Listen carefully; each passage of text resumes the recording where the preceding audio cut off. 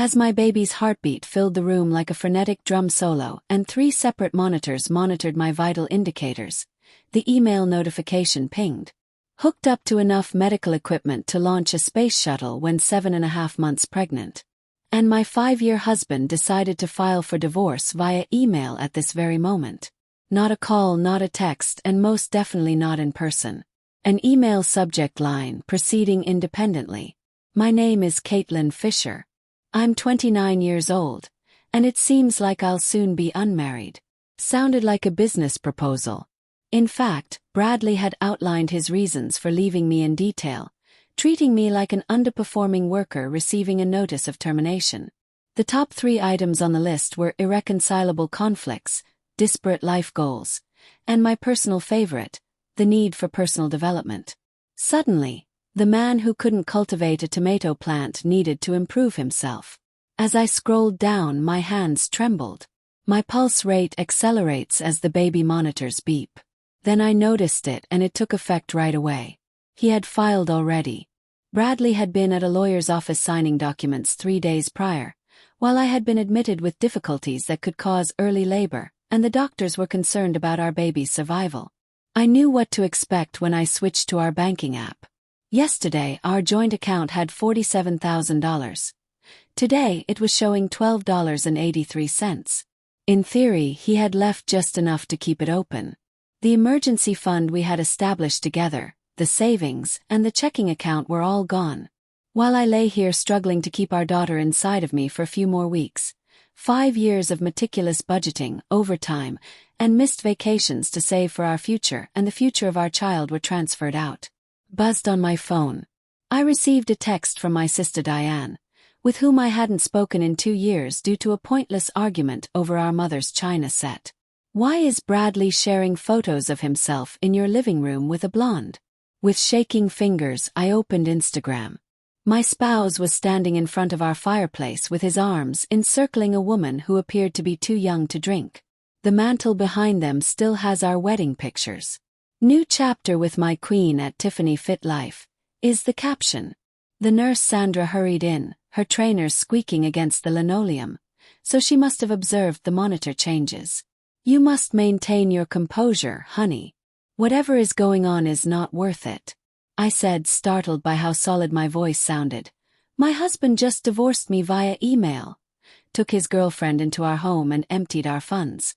Sandra's jaw dropped. I had been under her care for 3 days. Bradley had made a single 12-minute visit while browsing his phone. That completely useless bit of she managed to catch herself. I apologize. Boundaries in the workplace. No, please go on. Your professional judgment would be greatly appreciated. While taking my vitals, she spoke to herself about some anatomical impossibilities for Bradley's future. What will you do? I took another look at the email before typing a one-word response.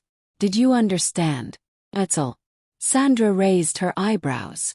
Just comprehended. I just got it. My phone rang right away.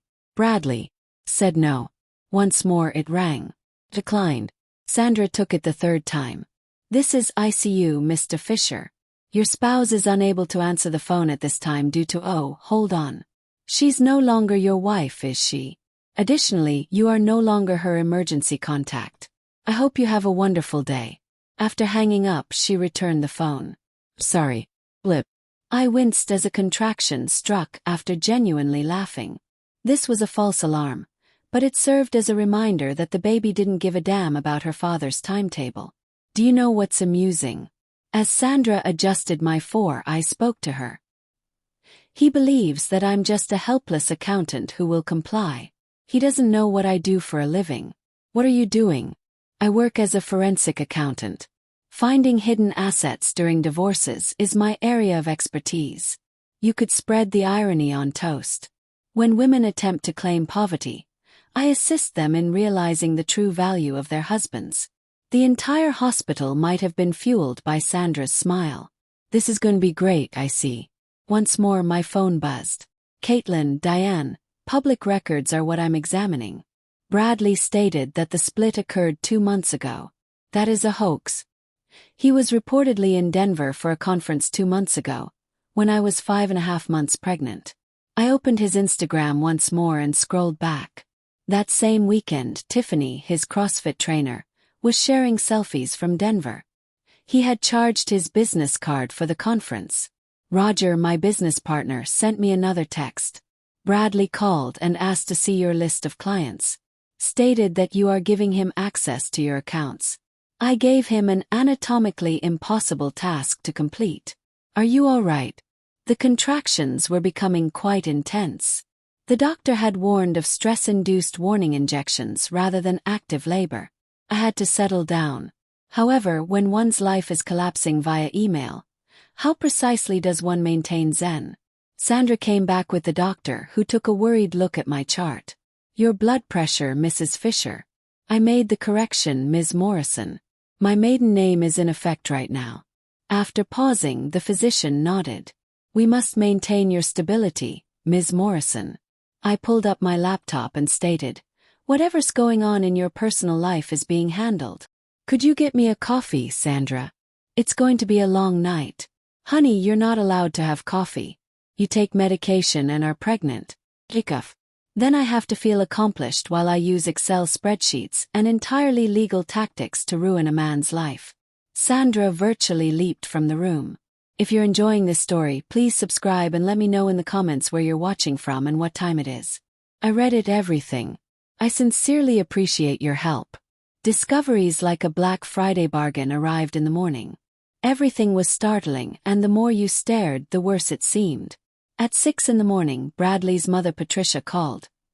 Her voice trembling with anger I had never heard in 5 years of courteous family meals. She growled, "That little workout is wearing my grandmother's pearls. The ones I was keeping for my first grandchild, the ones from the family safe." Patricia was from wealthy Connecticut. When her father went away, she was more than comfortable because he had amassed a fortune in shipping. When it came to the family artifacts, she had always been giving yet cautious. When I opened Instagram, I saw Tiffany wearing the pearls Patricia had previously shown me with reverence, like holy relics, in a sponsored post for protein powder. Bradley had vowed never to touch the pearls without his mother's consent. I need you to take screenshots of every post and image, Patricia. Completed already. Have 3 albums. Did you know that since April, she has referred to herself as the future Mrs. Fisher? Bradley told me in April that he was too busy at work to assist with choosing decorations for our baby shower. The worst part was when my health insurance's human resources department contacted an hour later. "We am contacting you regarding the termination of your coverage, Miss Pfizer. I apologize. You are not qualified for spousal coverage because your husband filed separate papers 2 months ago. The termination takes effect immediately. I'm pregnant with issues and in the intensive care unit right now." A graveyard could have been filled with the quiet on the other end. "That is insurance fraud, ma'am. Would you please send me a written report if he submitted inaccurate dates while you were in the hospital?" "Course. And we're going to start an investigation, ma'am. Your coverage is still in effect while it is reviewed. In fact, he attempted to falsify your signature on the recognition of separation. One more crime. Like Pokemon cards, Bradley was collecting them. Arriving with reinforcements was Mallory, who had been my best buddy since college and is currently a very successful divorce lawyer. Fresh clothes, coffee, and a sparkle in her eyes that ought to have scared Bradley. She set up her laptop on my hospital tray and said, "So, he has committed theft, forgery, insurance fraud, mail fraud, and wire fraud. He seems to be playing scam bingo. Would you be able to take my case? I would pay you, honey, to handle this issue pro bono till your money is returned." Next, I calculated my standard rate based on his assets. She opened document after document. "Do you recall the prenuptial agreement he insisted on? The one where the unfaithful spouse is penalized for infidelity. He was afraid that I would cheat on a client, so he made me sign it. I was getting heartburn from the irony.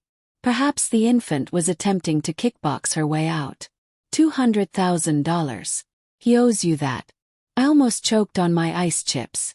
He is not in possession of $200,000. He owns a Mercedes, a yacht that he neglected to include in his first reports, a 401k, and wealthy parents who are currently incensed. A shark could have been frightened by Mallory's smile. He'll get it. Our financial inquiry uncovered Bradley's spending habits. The $47,000 he had pilfered was already bleeding out. He had burned through it all in 2 weeks. $15,000 to Tiffany for what the invoices said were moving expenditures, but were actually Botox, expensive bags, and a professional photo shoot for her influencer job, and $30,000 to settle hidden credit cards I was unaware existed. She needed Botox at the age of 22, just as I required an email-based spouse. The final $2,000 was used as a security deposit for a flat, most likely after he had expelled me from our home. Roger requested for additional ammunition. I reviewed the business credit card statements that you requested. Tiffany's Instagram posts, spa days, dinner outings, and even a weekend in Napa Valley all match Bradley's $8,000 client entertainment fees. The client he cited for these expenses doesn't exist, and I was on bed rest while you were. Look. The frequency of the contractions was increasing. Additionally, Dr. Ramirez, the physician who had been monitoring my situation with the zeal of a soap opera binge watcher, advised me to maintain my composure. Respectfully, Doc, my spouse is attempting to abandon me while I'm pregnant and barefoot. He literally stole my nice trainers from the house. Your sneakers were taken by him. Visit Tiffany's story on Instagram. Dr. Ramirez took out her phone, looked at it, and made a disappointed-looking face. She doesn't even look nice in those. I think her ankles are excessively thick. I'm grateful. Among the nursing staff, Sandra had set up a betting pool to see if I would break before giving birth. So far, I was maintaining an unsettling level of composure while secretly plotting something catastrophic. I had the advantage of remaining calm until Bradley realized what had hit him. That afternoon, Patricia stopped by and brought something unexpected. The journal kept by Bradley's father 30 years ago. She put the tattered leather book on my bed and said, "I need you to see this. History is repeating itself." The entries described Bradley's father's very identical actions. Moved in with his secretary, drained accounts, and left Patricia when Bradley was 2 years old. The distinction was that Patricia was not a forensic accountant. She grasped my hand and murmured, "I was helpless." "You're not. Stop him." My hospital room had become a battlefield. 2 phones on speaker, 3 laptops, and enough legal paperwork to reconstruct the Library of Congress. Janet, Mallory's paralegal, appeared to be someone's loving grandmother until you realized she was meticulously recording evidence like a CSI squad. Janet said, "Found another account," and changed the focus of her biff. Jersey Credit Union. It opened 6 months ago. Just Bradley's name. It was 6 months ago. I should have known when he began exercising more and talking about making the most of his life when he got home. Unless a woman or a midlife crisis are involved, no man suddenly becomes interested in macros at age 34. Bradley received a 2-for-1 deal. My area of expertise was corporate forensics. I could also do wonders with spreadsheets even when I was confined to bed. Each transaction, receipt, and suspicious charge was categorized, color-coded, and cross-referenced. Bradley had been careless, most likely because he believed I was too overwhelmed and pregnant to notice. Take a look at this. Mullery was shown. He categorized Tiffany's flat deposit as a client venue inspection and paid using the company card. Don't continue that phrase because the client is his. I'm attempting to lower my blood pressure. We discovered more the deeper we dug. Bradley had been using dishonest accounting and plain thievery to finance his double existence. His employer was billed for his CrossFit membership, Tiffany's exercise equipment and vitamins, as well as employee wellness programs. When I bought name-brand peanut butter, the man grumbled that he was spending $400 a month on protein drinks made by someone else. The smoking gun then appeared. Bradley's email password was provided to us by Patricia. Since college, he had been using the same one. Because, in his own words, why complicate things? I was blessed by his foolishness. 8 months before we had even begun trying for a child, he and Tiffany began exchanging emails. Last week's was the most damning. We'll get the house free and clear once my divorce is finalized. Caitlin's hormones are too strong for her to resist. Hormonal? Asked the group. I'll demonstrate hormones to him. The nicest thing, though, was Tiffany's reaction. Just make sure you have everything before the child is born. Fathers must pay significantly more after the birth certificate is signed, according to my attorney. Her attorney. The 22-year-old fitness teacher was represented by a lawyer. Roger called to provide business-related updates.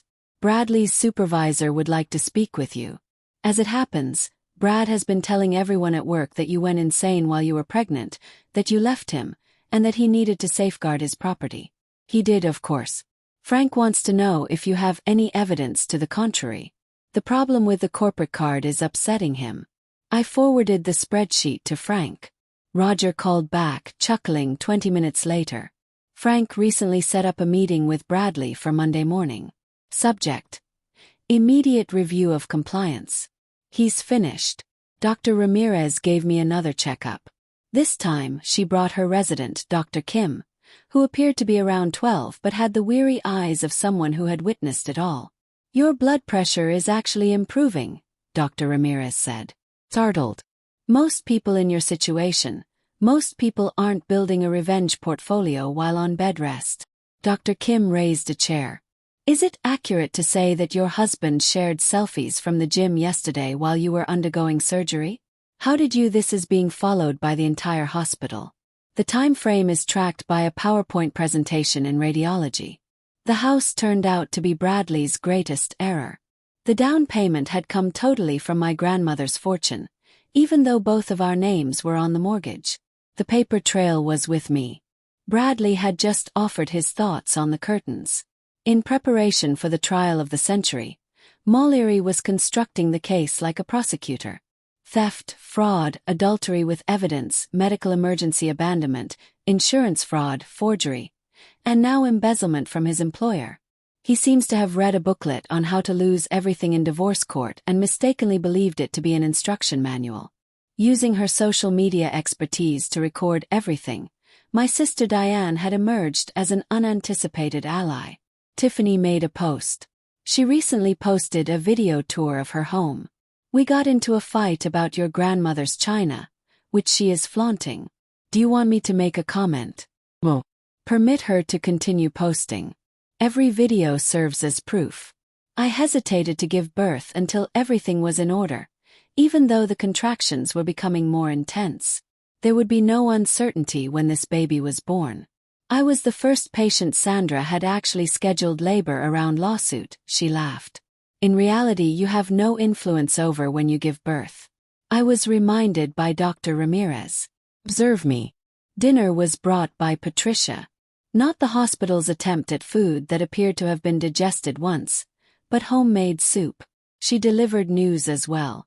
Tiffany has been using Facebook Marketplace to sell your jewelry. I almost let my spoon fall. My jewelry.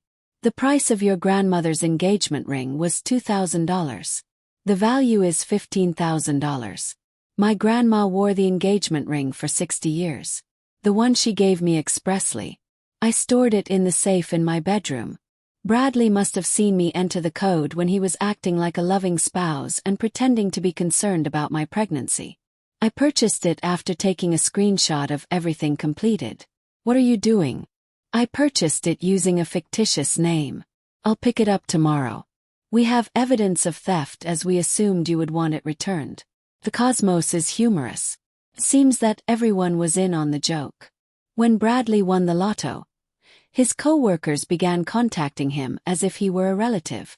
However, their offer went beyond simple congrats. They were presenting proof.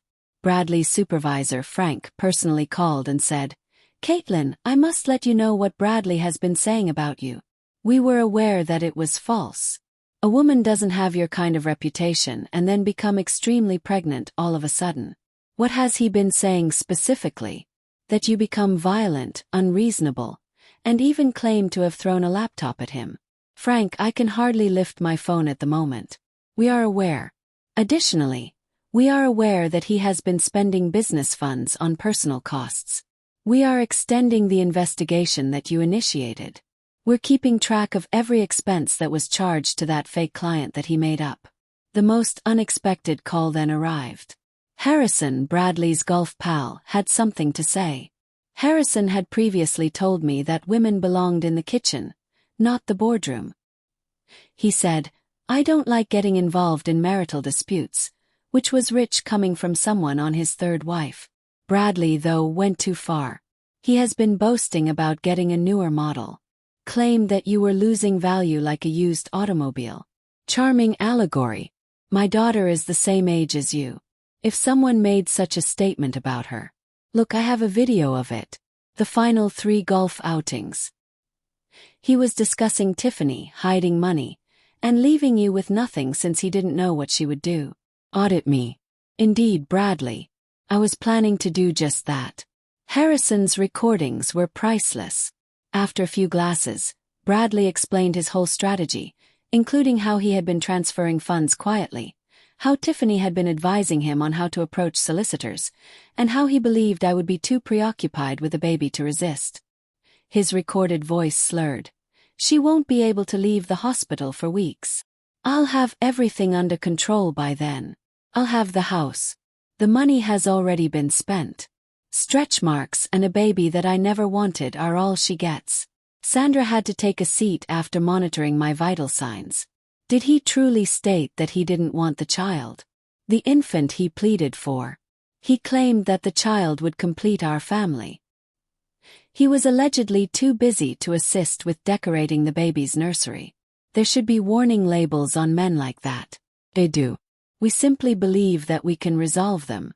My lawyer's examination of my grandmother's estate records revealed the trust fund.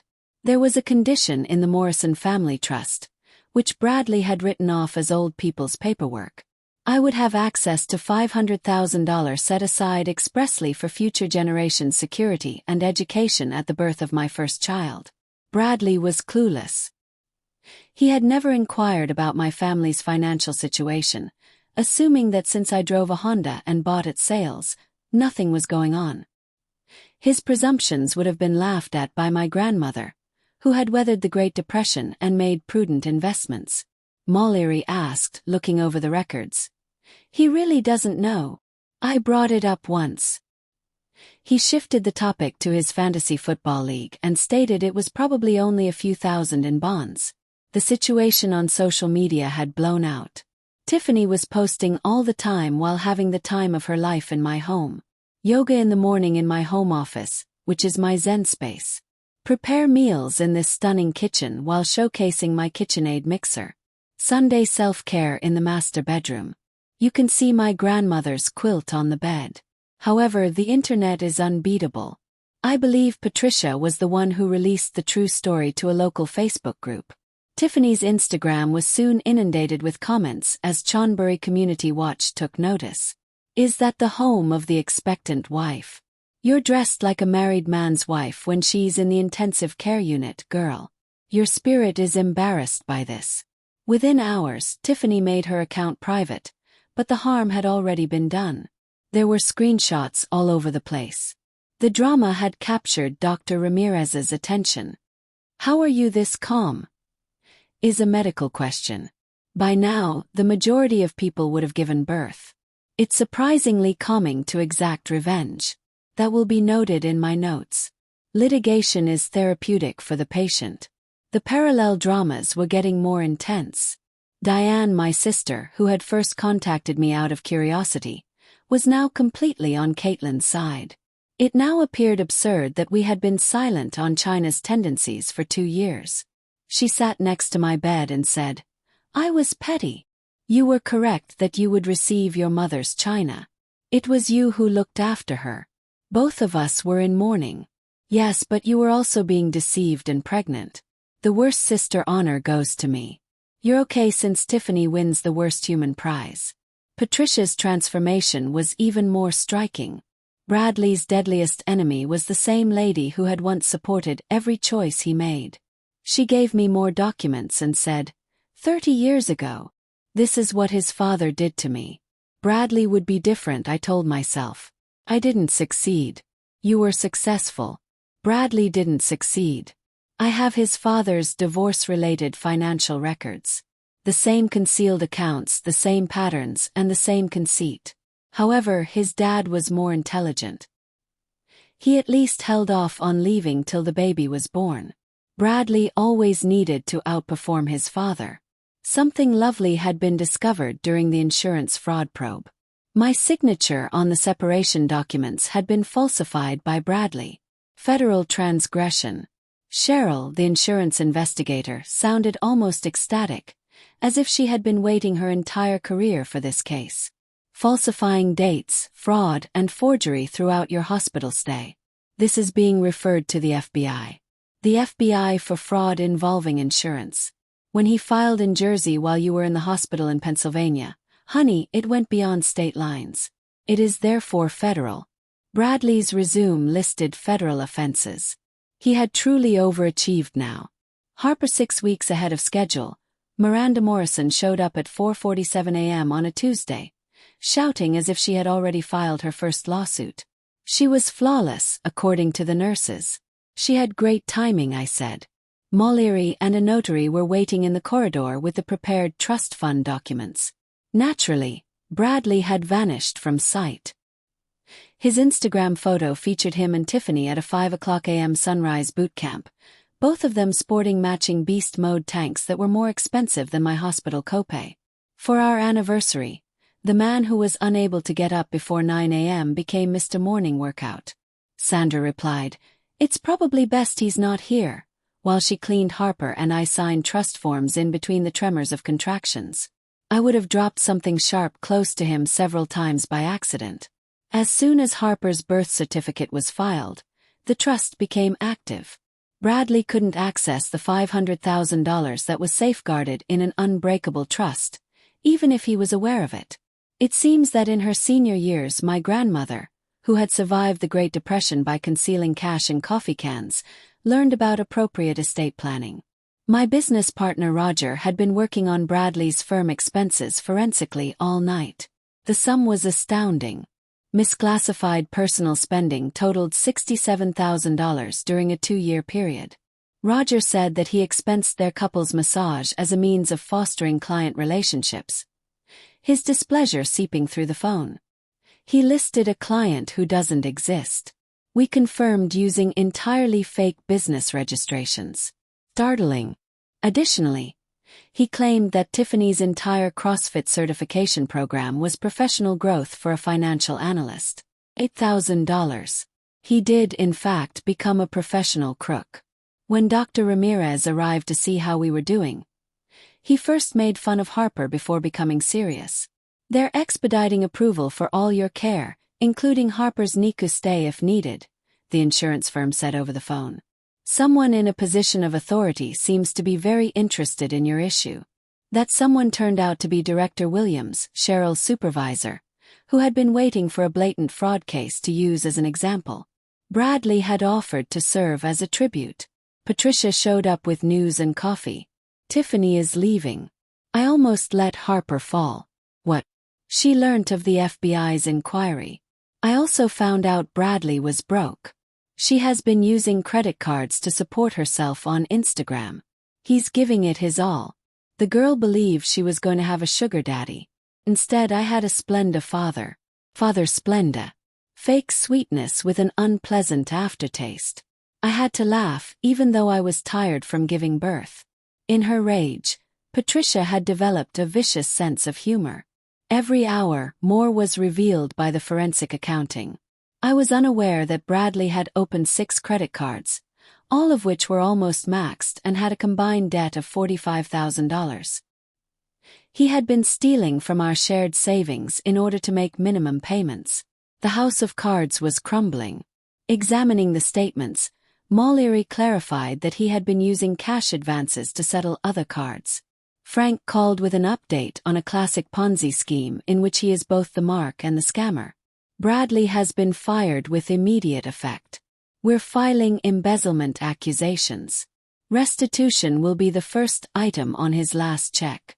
He's not sure yet. When his key card stops working on Monday morning, he will find out. Security has been told to document it. The poetry of it.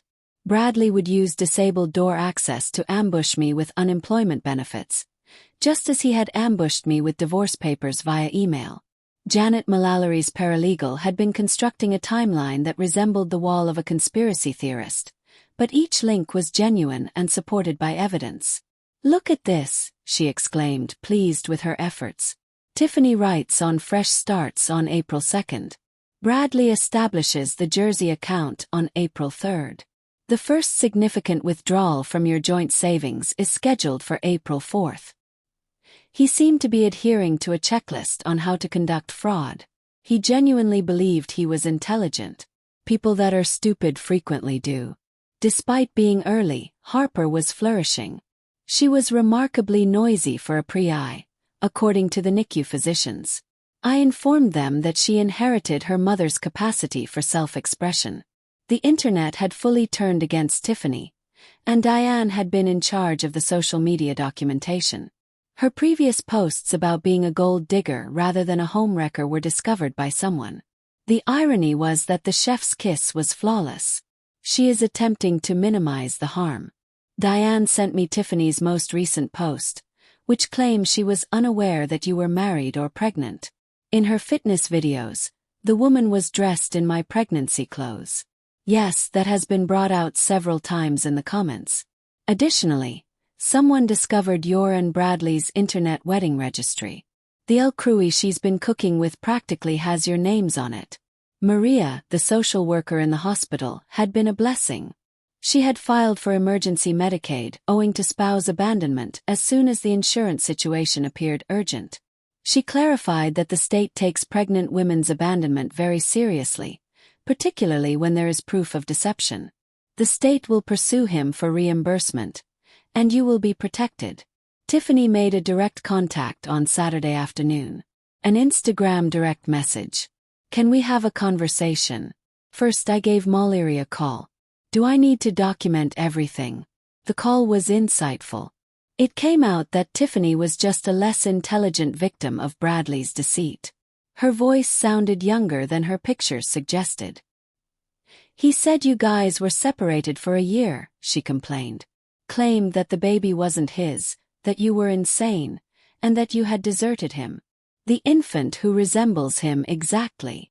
I didn't consider that. You were in a psychiatric hospital for months," he said, displaying commitment documents. Mullary whispered another crime as she listened in.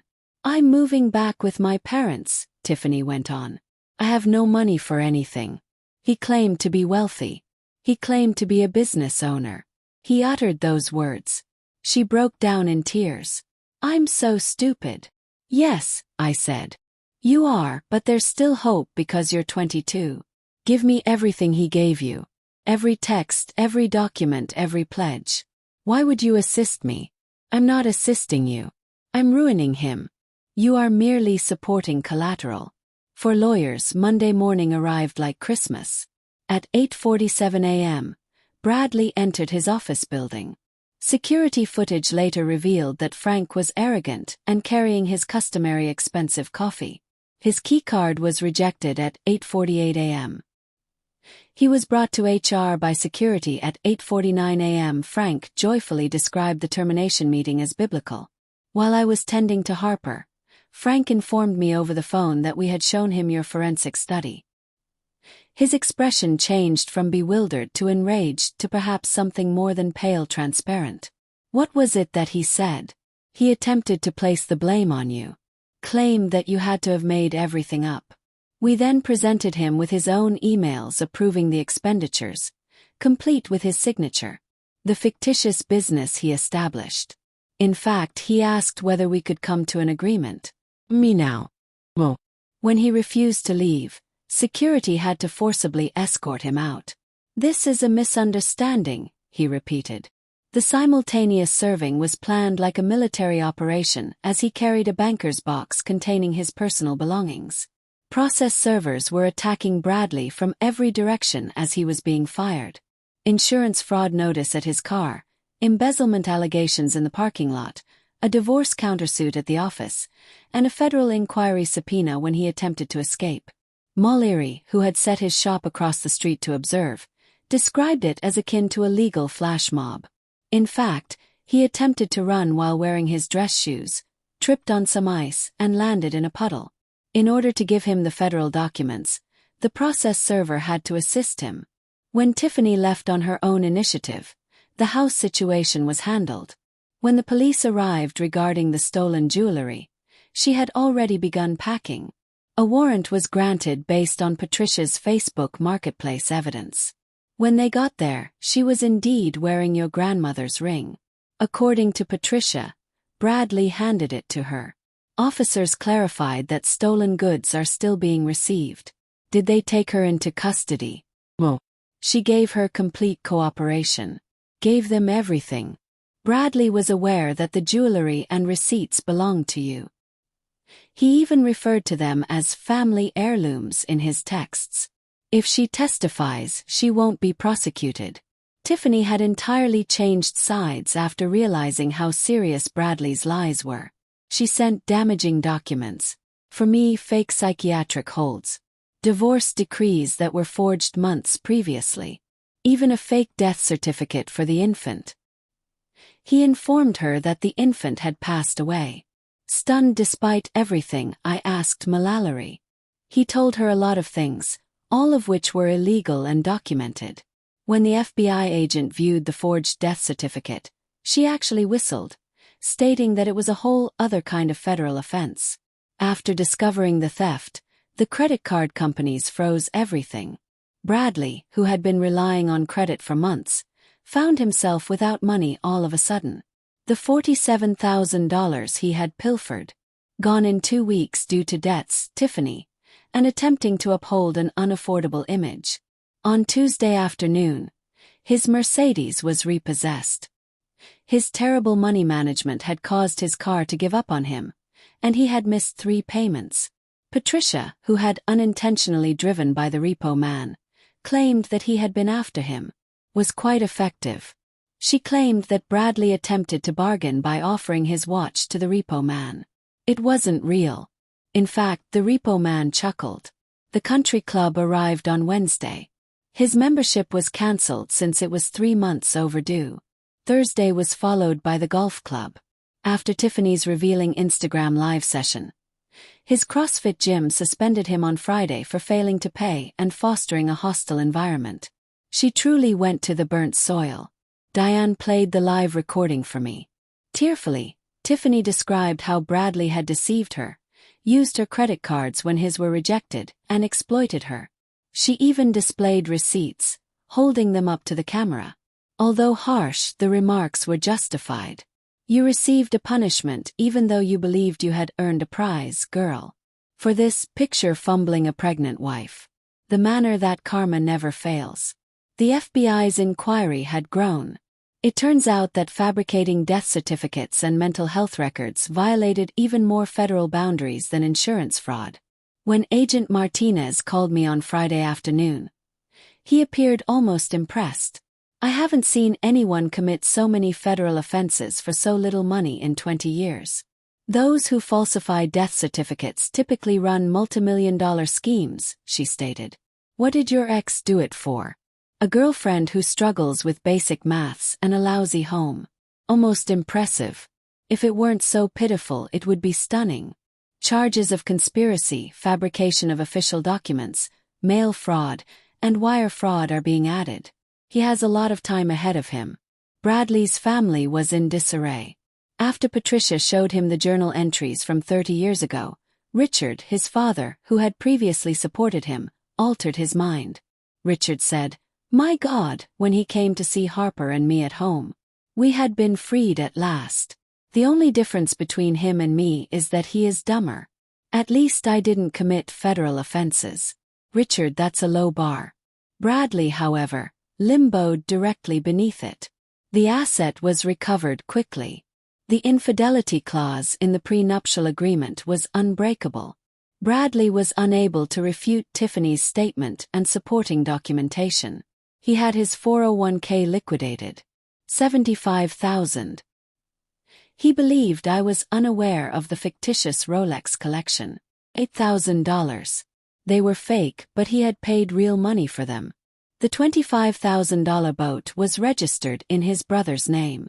Horrified and attempting to atone, his parents donated $30,000 to make up the difference. Patricia said, "We'll pay it. After that, he will owe us interest, compound interest, which doubles annually." Even Stephen, Bradley's brother, who had always made things easier for him, was done. He claimed you were attempting to steal his assets and instructed me to lie about owning the boat. In fact, I felt sorry for him. I'm also altering my last name right now. This degree of stupidity is not what I want to be connected with. They couldn't afford enough extras for the gallery, and the courtroom resembled an episode of Law and Order. Mollery, Patricia, Richard, Diane, Roger, 3 character witnesses, a forensic accounting team, and ourselves. Carl, a public defense on Bradley's side, seems to prefer any other place, even prison. Bradley arrived dressed in our wedding rental outfit. It seems that he had kept it for years without remembering to give it back, and now it was the only suit he owned.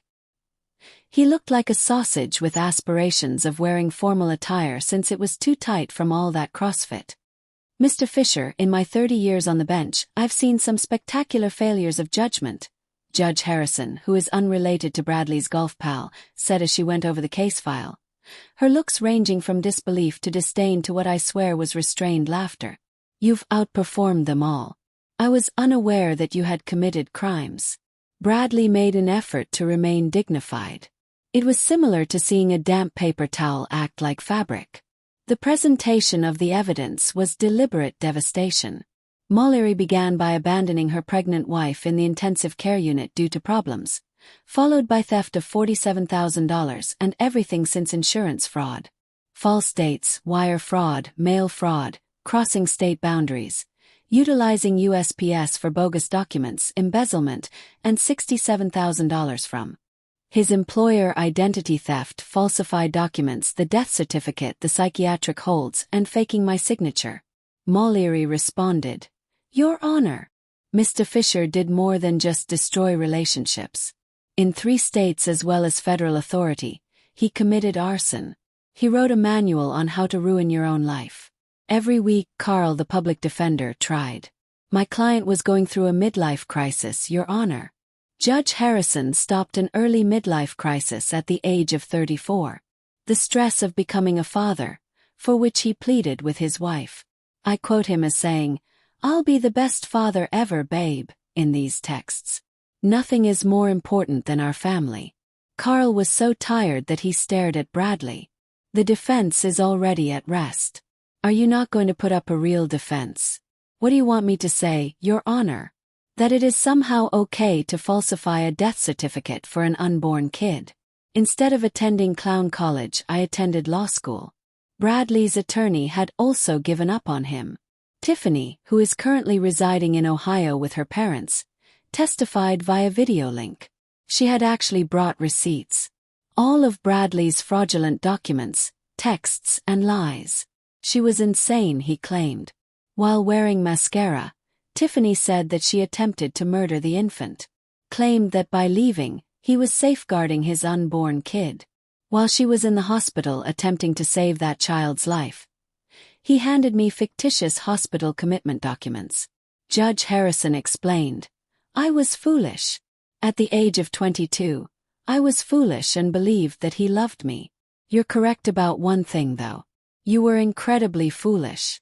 That made even Tiffany's attorney cringe. The presentation of the financial forensics was painfully detailed. Every fraudulent expense, every stolen coin, and every lie were recorded in color-coded spreadsheets that Roger had created with the express purpose of making them easy enough for Bradley to comprehend. Bradley attempted to defend himself. "Didn't go well. I was stuck in a loveless marriage that you pleaded for, Your Honor." Judge Harrison cited Mallory's submission of our text history. "The morning you filed for divorce, you can be seen in these messages messaging your wife. 'I love you.' The woman who allowed you to handle all the money until you stole it was under Caitlin's influence. I never intended for what? Theft, fraud, forgery, abandonment, and federal crimes. Mr. Fisher, be precise. Which of your numerous crimes did you never intend to commit?" Persecution is what this is. Mr. Pfizer, no. This is the prosecution. Discover the distinction. Patricia provided testimony regarding Bradley and his father's patterns. Your Honor, I was unable to end the cycle. Caitlin won't, though. She's more powerful than I was. Richard came next, denouncing his own son. 30 years ago, I was a horrible husband. Bradley took the wrong lessons from what he saw. However, he is solely responsible for these crimes and brutality. The judge's ruling was harsh and quick. Divorce was granted right away. Since my inheritance covered the down payment, I am entitled to all marital assets, including the house. The infidelity clause in the prenuptial agreement required $200,000 to be paid by wage garnishment and asset liquidation. I have full custody of Harper, with Bradley having supervised access only if and when he can afford it after being released from prison, which is unlikely. Judge Harrison went on to discuss the criminal accusations, saying, "This court recommends maximum sentences for all state charges. I'm not advocating for leniency, but federal accusations will be handled independently. The federal allegations were more serious. Forgery, fake documents, insurance fraud, wire fraud, and mail fraud all have years of potential consequences. When the plea agreement finally materialized, it included 6 years in federal prison, 3 years of supervised release, full restitution, and a lifetime prohibition from working in the financial sector." Bradley gasped at his attorney after 6 years. Carl said, "You're lucky. 10 was what the prosecutor desired. You only get a 6 because you are too foolish to pose a serious threat to society." As the court officers got ready to arrest him, Bradley turned to face me. "Please keep Harper in mind, Caitlin. She is in need of a father. She's got a family. Cut them off. She has loving grandparents, a devoted aunt, and a mother who will teach her to never put up with men like you. This is unfair." Judge Harrison chuckled. Actually chuckled. "You sent divorce papers to your pregnant hospitalized wife by email, Mr. Pfizer. Everything she owned was taken by you. Another woman was transferred into her home by you. You were involved in several federal offenses. For your unborn child, you falsified a death certificate. You also believe that this is unfair." "I want to appeal," was Bradley's final statement before he was taken away. Carl didn't even answer. All he did was pack his briefcase and get out, most likely to return home and reevaluate his professional decisions. After 6 months, life had settled into a routine that did not involve frantically checking bank accounts or worrying about my husband's whereabouts at 2 in the morning. Without Bradley's influence, Harper was flourishing, rolling over and chatting to anybody who would listen, especially Patricia, who had turned into the grandma she had always desired. My forensic accounting business had blown up. It turns out that it was great marketing to publicly expose your ex-husband's financial transgressions. My area of expertise was what Mollery referred to as Bradley cases. Women whose spouses believed that being unwell or pregnant made them vulnerable. I had to hire a personal assistant and 2 associates since my clientele developed so quickly. The house was completely changed. Harper's toys had taken the place of all traces of Bradley and Tiffany. I had taken pictures of our new living and my grandmother's furnishings out of storage. My office was the garage gym Bradley had set up. The irony of constructing women's futures where he had constructed his illusions appeals to me. The letter from Ohio was the surprise. Tiffany had written a sincere apology. Real accountability, not the Instagram-worthy type. To Caitlin, "I am aware that I am not worthy of forgiveness.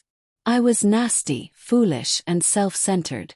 Because lies were more attractive than the truth, I trusted them. I hurt you when you were most vulnerable. I'm in therapy now, learning why I thought I deserved someone else's life instead of building my own. I've been working 2 retail jobs for 6 months to save this. Enclosed is $5,000. Everything I saved. It doesn't make anything right, but maybe it can go toward Harper's college fund.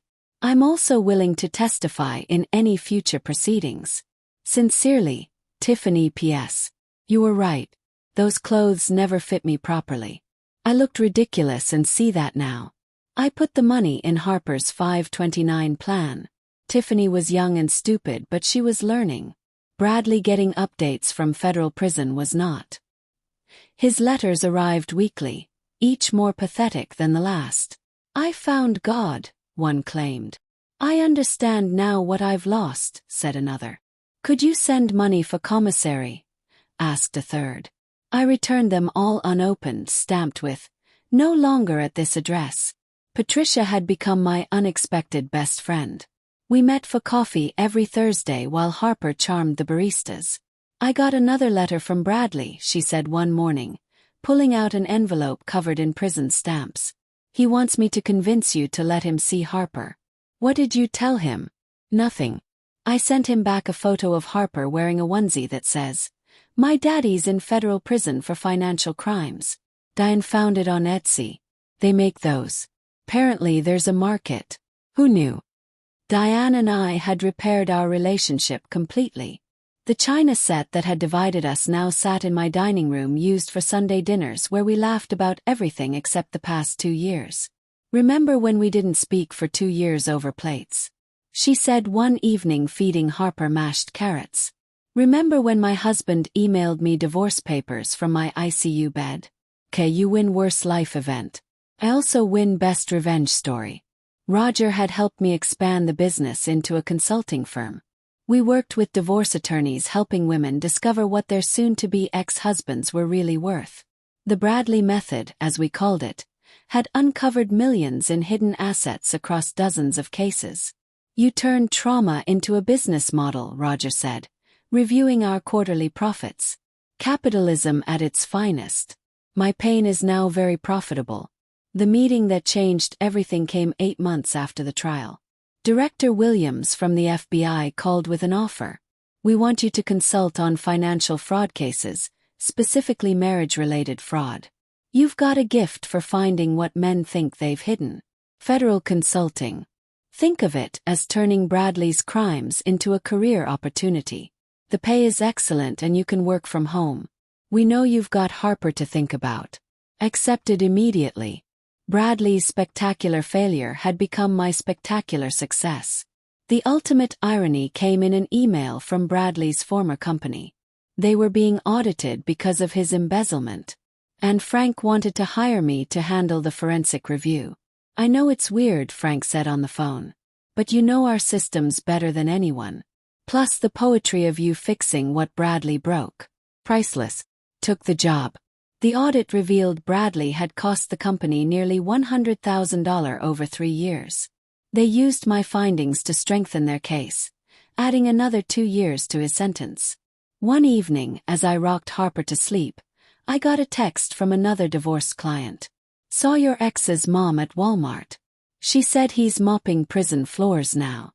Karma is beautiful." Even Patricia was savage about her son's fate. He went from financial analyst to toilet analyst. She'd told the Walmart shopper. The final document came on Harper's first birthday. Bradley's parental rights termination papers signed voluntarily in exchange for reduced restitution payments. He'd literally sold his daughter for a lighter financial burden. Patricia cried when I told her I raised a monster. "You raised a man who showed me exactly what I don't want Harper to grow up accepting." In a way, he taught me the most valuable lesson: how to recognize and destroy financial predators. That evening, surrounded by family, Diane, Patricia, Richard, Roger, Mollery, and even Sandra from the hospital, we celebrated Harper's birthday. No one mentioned Bradley. He'd become what he'd tried to make me. Nothing. As I cleaned up after the party, my phone pinged with a news alert. Local man's federal fraud case used as FBI training example. There was Bradley's mugshot, his crime timeline, and a quote from Director Williams. This case shows how domestic financial abuse can escalate to federal crimes. Mr. Fisher thought his pregnant wife would be too vulnerable to fight back. He thought wrong. I screenshot it and texted it to Mollery with 2 words. Still understood. Looking at Harper sleeping in her crib, safe and loved and surrounded by people who'd fought for her before she was even born, I realized Bradley had given us one gift. He'd shown us exactly how strong we were. He'd tried to break me at my weakest moment and instead created an army of women who'd never let another Bradley win again. My phone buzzed one more time. A potential client 8 months pregnant whose husband had just cleaned out their accounts. I responded immediately. Can help. First consultation's free. He won't win because they never do. Not anymore. Not on my watch. Bradley was right about one thing. I did audit him and he failed spectacularly. Thank you so much for watching. More of my most gripping stories are already on your screen. Click one now and don't miss the best part. You will love it. See you in the next.